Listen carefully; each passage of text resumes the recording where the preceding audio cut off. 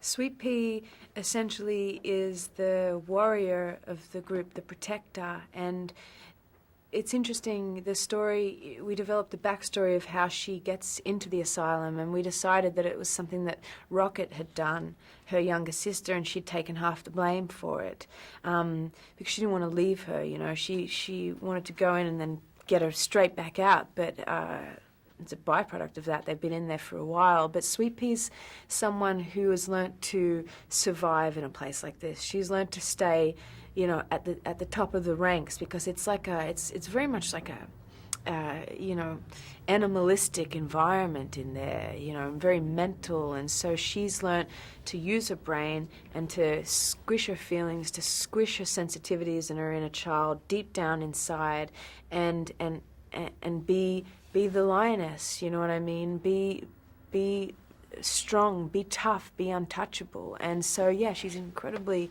hardcore character, I think.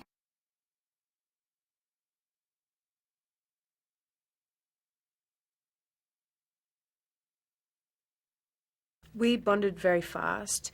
Myself, Emily Browning, Jenna Malone, we started training in Los Angeles 3 months before we started shooting, and then we travelled a month after to Vancouver, and Vanessa and Jamie joined us in the last month.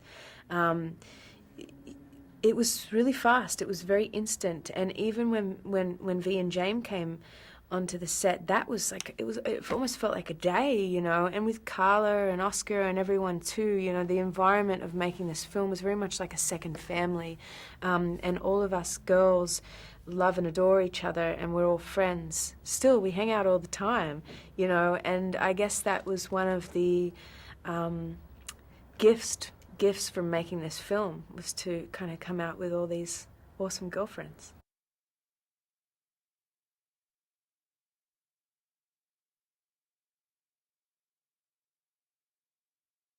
Our looks already existed before, you know, we even turned up.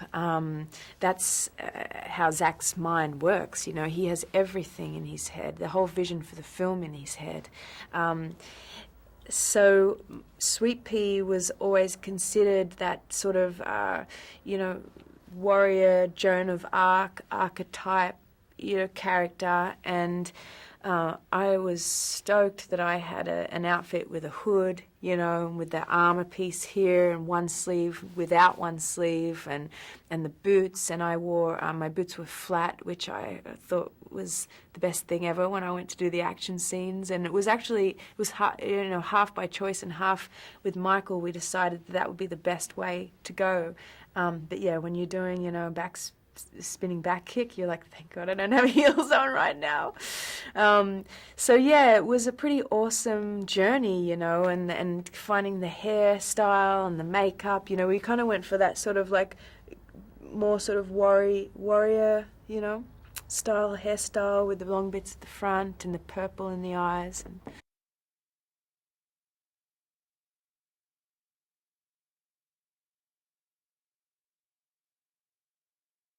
for me, the most challenging thing was the idea of working with the green screen and how that would be. I had never worked with green screen before, and so what I did the very first day that we were on set, I saw this little chunk of green material that was an offcut that was sitting over in the corner that would have been chucked in the bin, and so I grabbed it and I took it back to my trailer and I put it up in my trailer as a vision board, as a key into my imagination, and I decided to embrace it because I thought that was the best way to deal with it, and it worked, you know, because it wasn't such a foreign thing, and it became a playground for me. It became something that I could think about, something that Jenna and I in particular, you know, if we had to do an action scene together, we would make up these entire scenarios as we would go into them, you know, and it made it so much more fun and more specific.